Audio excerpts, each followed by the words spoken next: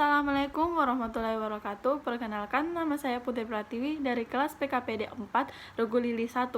Di sini saya akan membawakan materi tentang pioneering, sandi dan morse, dan LKBB 1 dan 2. Berikut materinya. Pioneering dalam bahasa Inggris adalah salah satu teknik pramuka dalam menggunakan peralatan tongkat dan tali yang dirangkai menjadi sebuah model suatu objek, seperti bangunan kreatif, tandu menara kaki 3, menara kaki 4, dan alat-alat lainnya. Dalam tali temali, kita sering mencampur adukan antara tali, simpul, dan ikatan. Hal ini sebenarnya berbeda sama sekali. Bedanya, tali adalah bendanya, simpul adalah hubungan antara tali dengan tali, ikatan adalah hubungan antara tali dengan benda lainnya, misalnya kayu, balok, bambu, dan sebagainya. Tujuannya yaitu untuk memberi informasi, ilmu baru, dan mengasah keterampilan beserta dalam membuat sebuah model suatu objek sederhana yang nantinya dapat diaplikasikan di kehidupan pada saat dan sesudah kegiatan pramuka. Manfaatnya, selain dari kegiatan mengikat, ternyata di balik itu semua terdapat manfaat yang sangat berguna untuk kita.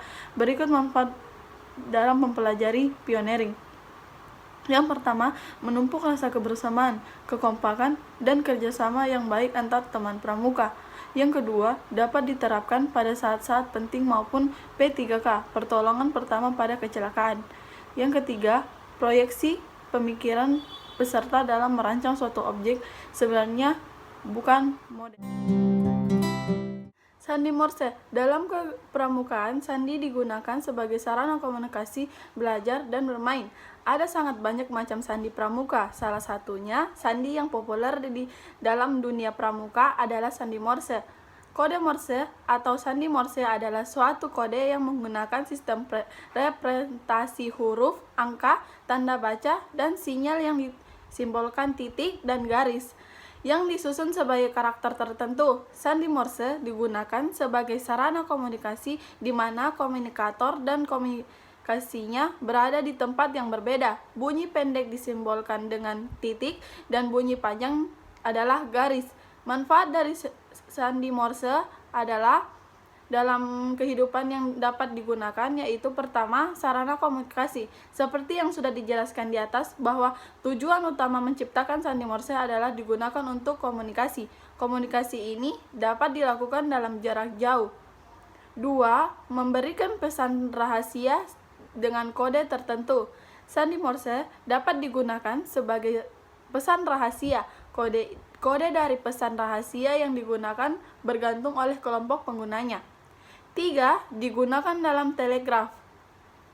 Pada awalnya, memang sandi Morse digunakan dalam perkembangan telegraf. Namun, hingga sekarang sandi ini masih eksis dalam kehidupan. Yang keempat, digunakan dalam kegiatan pramuka. Sandi Morse adalah sandi yang juga dipelajari dalam dunia kepramukaan. Sandi ini biasa digunakan dalam setiap kegiatan pramuka seperti memanggil anggota pramuka untuk kumpul, pelaksanaan white games, outbound, dan lainnya sebagainya.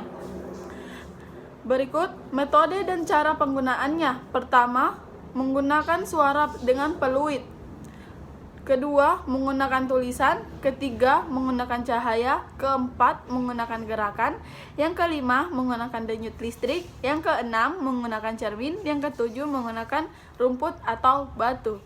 Pengertian sandi pramuka. Secara istilah, sandi berasal dari bahasa Sanskerta yang memiliki arti rahasia atau menyembunyikan. Sedangkan dalam Kamus Besar Bahasa Indonesia (KBBI), sandi memiliki arti rahasia atau kode. Jadi, sandi pramuka adalah tulisan dengan huruf sandi ini yang akan sulit dimengerti oleh kaum awam yang belum mempelajarinya. Meskipun sandi ini disebut sandi pramuka, namun penggunaannya tidak hanya dalam pramuka saja. Namun, sandi ini juga dipakai oleh dunia militer atau kepolisian untuk keperluan-keperluan tertentu. Oleh karena itu, mempelajarinya bukanlah tanpa manfaat. Berikut manfaat dari sandi pramuka. Yang pertama, komunikasi antar anggota regu.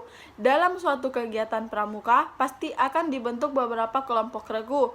Sandi pramuka ini dapat digunakan untuk melakukan komunikasi rahasia antara anggota regu. Hal ini digunakan agar trik dari masing-masing regu tidak diketahui oleh regu-regu lainnya. Yang kedua, meningkatkan daya ingat. Sandi pramuka dapat membantu dalam mengingatkan daya ingat masing-masing anggota pramuka karena mereka diwajibkan untuk menghafal macam-macam jenis sandi. Yang ketiga, meningkatkan kecerdasan. Anggota pramuka dapat meningkatkan kecerdasan karena mereka dituntut untuk berpikir dalam membaca suatu tulisan dengan menggunakan sandi. Yang keempat, sarana belajar anggota pramuka untuk menyelesaikan masalah. Sandi pramuka akan membiasakan anggota pramuka untuk menyelesaikan suatu permasalahan. Mereka akan mulai terbiasa berpikir untuk membaca suatu sandi sehingga dalam kehidupan sehari-hari pun mereka juga akan terbiasa untuk menyelesaikan masalah dari suatu pertentangan yang dihadapinya. Yang kelima, sarana permainan dalam kepramukaan. Sandi pramuka biasa digunakan sebagai permainan dalam kegiatan kepramukaan. Biasanya, sandi ini digunakan sebagai perlengkapan pada kegiatan outbound atau weight games. Macam-macam sandi pramuka. Yang pertama, sandi koordinat atau merah putih. Sandi koordinat disebut juga sebagai sandi merah putih. Cara penggunaannya adalah dengan membuat kata kunci merah putih dalam bentuk tabel, di mana merah untuk garis, baris, dan putih untuk kolom. Kemudian isi tabel yang kosong dengan huruf alfabet A hingga Z. Kedua, sandi Napoleon. Sandi Napoleon adalah sandi pramuka yang diambil dari nama Napoleon Bonaparte, seorang kaisar di Prancis. Untuk membuat sandi ini, Anda perlu menghitung jumlah dalam setiap kalimat, kemudian bagi menjadi 3 bagian banyaknya. Baris pertama ditulis dari kanan ke kiri, baris kedua ditulis dari kiri ke kanan, dan baris ketiga ditulis dari kanan ke kiri kembali. Yang ketiga, sandi jam. Sandi jam adalah sandi yang dibuat dengan menentukan waktu tertentu sebagai patokannya. Misalnya saja pukul 6 menunjukkan huruf A, maka jika beda waktu yang akan digunakan adalah setiap 5 menit, maka pukul 6 lewat 5 menit menunjukkan huruf B, begitu seterusnya. Beda waktu yang digunakan dapat Anda buat menjadi 10 menit, 15 menit, 30 menit, dan lain sebagainya. Yang keempat, sandi angka atau nomor. Sandi angka adalah sandi pramuka yang memberikan penomoran pada masing-masing alfabet. Huruf A berarti nomor 1, huruf B berarti nomor 2, dan seterusnya hingga huruf Z yang berarti nomor 26. Contoh penulisannya adalah misalkan Anda mau menuliskan kata pramuka, maka Anda dapat menggunakan sandi ini dengan angka 16, 18, 1, 13, 21, 11, 1. Yang kelima, sandi siput. Cara membaca sandi siput adalah membaca dengan cara berputar menyerupai rumah siput. Awal huruf yang ada pada sandi ini biasanya diberi tanda tertentu. Kemudian Anda cukup membacanya dengan memperkirakan arah geraknya. Yang keenam, sandi semapor. Sandi semapor adalah sandi pramuka dengan menggunakan bendera yang digerakkan dengan kedua tangan. Masing-masing huruf alfabet memiliki bentuk sandi yang berbeda menggunakan sandi semapor ini. Sandi ini biasa digunakan untuk parade semapor, yaitu penampilan tarian bendera yang kreatif. Yang ketujuh, sandi Morse. Sandi Morse adalah sandi pramuka yang diciptakan oleh Samuel Van Liebrecht Morse. Sandi ini terdiri dari kumpulan titik dan garis yang membentuk suatu huruf atau kalimat. Yang ke-8, sandi rumput. Sandi rumput merupakan salah satu bentuk aplikasi turunan dari sandi Morse. Sandi ini berbentuk seperti rumput, di mana titik pada sandi Morse dituliskan dengan rumput yang pendek, sedangkan garis pada sandi Morse dituliskan dengan rumput yang tinggi.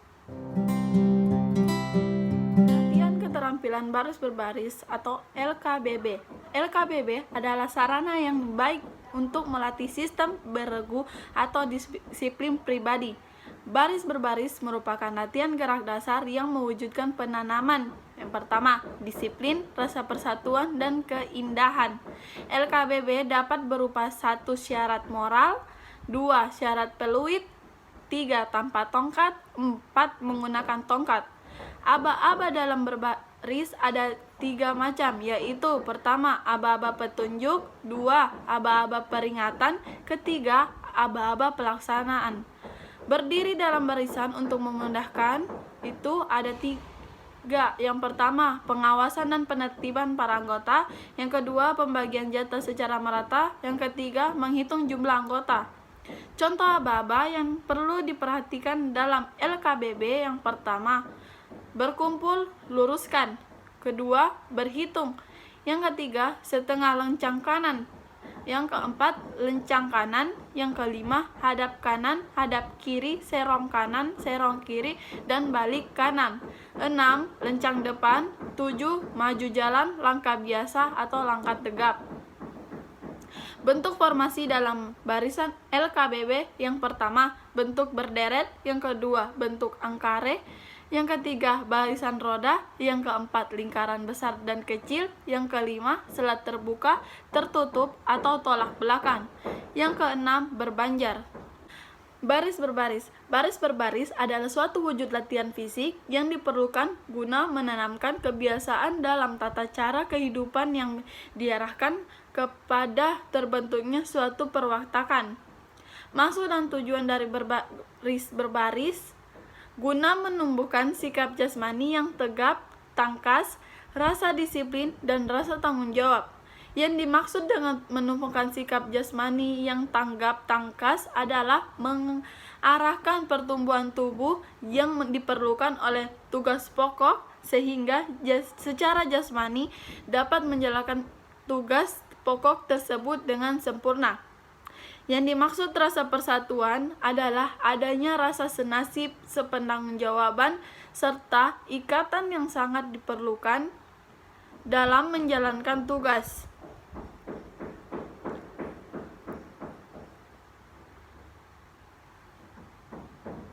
Yang dimaksud rasa disiplin adalah mengutamakan kepentingan tugas di atas kepentingan pribadi yang pada hakikatnya tidak lain daripada keikhlasan penyelesaian pilihan hati sendiri.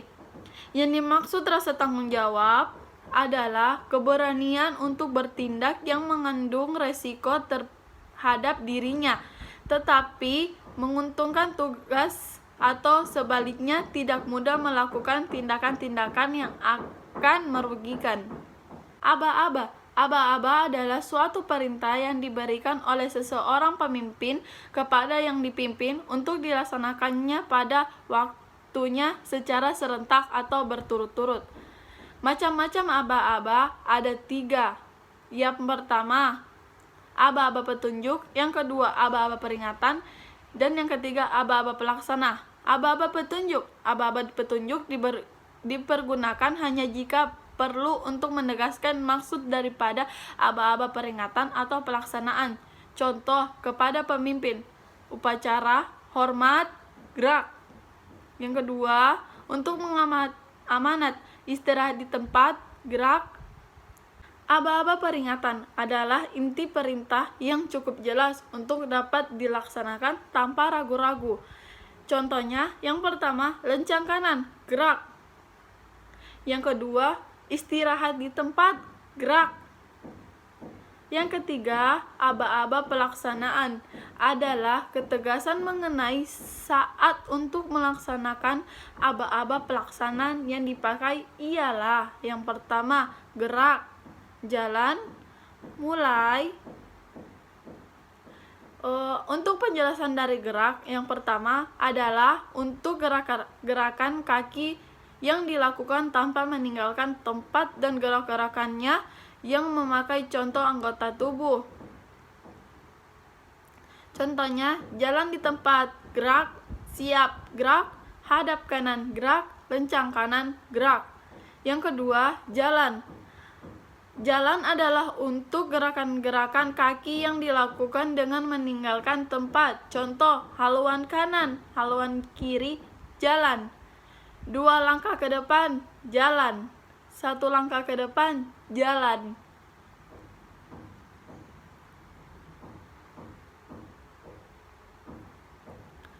Apabila gerakan meninggalkan tempat itu tidak bisa dibatasi jaraknya, maka aba-aba harus didahului dengan aba-aba peringatan, maju. Contohnya, maju, jalan, haluan kanan, jalan, haluan kiri, jalan, hadap kanan, jalan, hadap kiri, maju, jalan. Tentang istilah maju, pada dasarnya digunakan sebagai aba-aba peringatan terhadap pasukan dalam keadaan berhenti. Pasukan yang sedang bergerak maju bila mana harus berhenti dapat diberikan aba-aba henti. Misalnya, ada aba-aba hadap kanan atau kiri, maju, jalan, karena dapat pula diberikan aba-aba hadap kanan, hadap kiri, henti, gerak. Ada aba-aba hadap kanan, hadap kiri, maju, jalan, karena dapat pula diberikan aba-aba hadap kanan, hadap kiri, gerak. Balik kanan, maju, atau jalan, karena dapat pula diberikan aba-aba balik kanan, henti, gerak.